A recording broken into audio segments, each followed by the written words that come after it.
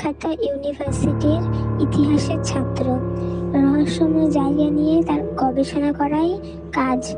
Jungkook একদিন শহর থেকে দূরে একটি প্রাসাদে এসেছিল ইতিহাসের বিষয়ে গবেষণা করতে।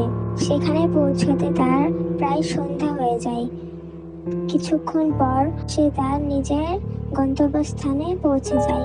রাতের বেলায় সে দেখতে পায় আয়নার মাঝে দাঁড়িয়ে আছে এক ছায়া। তার ঠোঁট থেকে নিঃশব্দে বেরিয়ে আসে, "তুমি ফিরেছো?" জাংকুক ভয় পেলেও কেমন যেন একটা টান অনুভব করলো সেই ছায়ার দিকে। রাত বাড়ার সাথে সাথে ছায়াটা ধীরে ধীরে স্পষ্ট হয়ে উঠল। এক অপূর্ব সুন্দরী যুবতী, যার চোখে শুধু নিঃসঙ্গতা। সেই ছায়াটি আর কেউ না, আমাদের গল্পের নায়িকা তে। সে একটি পুরনো প্রাসাদের আত্মা, যার মৃত্যুর গল্প কেউ জানে না। তে জানায় সে একসময় এই প্রাসাদের রাজকুমারী ছিল। তার মৃত্যু হয়েছিল বিশ্বাসঘাতকতার কারণে, আর অভিশাপের কারণে সে বন্দী হয়ে আছে আয়নার দুনিয়ায়। শুধু সত্য ভালোবাসাই পারে আমাকে মুক্ত করতে, আর সেই ভালোবাসা আমি পেয়েছিলাম একজনের কাছে। তার নাম ছিল জাংকুক। জাংকুক হতবাক।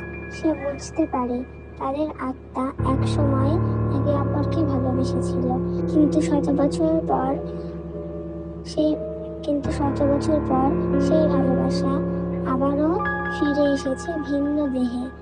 জাংকুক তার বুকে এক অজানা ব্যথা অনুভব করলো। জাংকুকের কিছু একটা মনে পড়তেই সে বলে উঠল, "আমার সবকিছু মনে পড়ে গিয়েছে তে।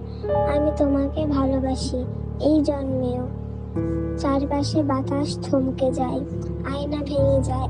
তে এখন মুক্ত।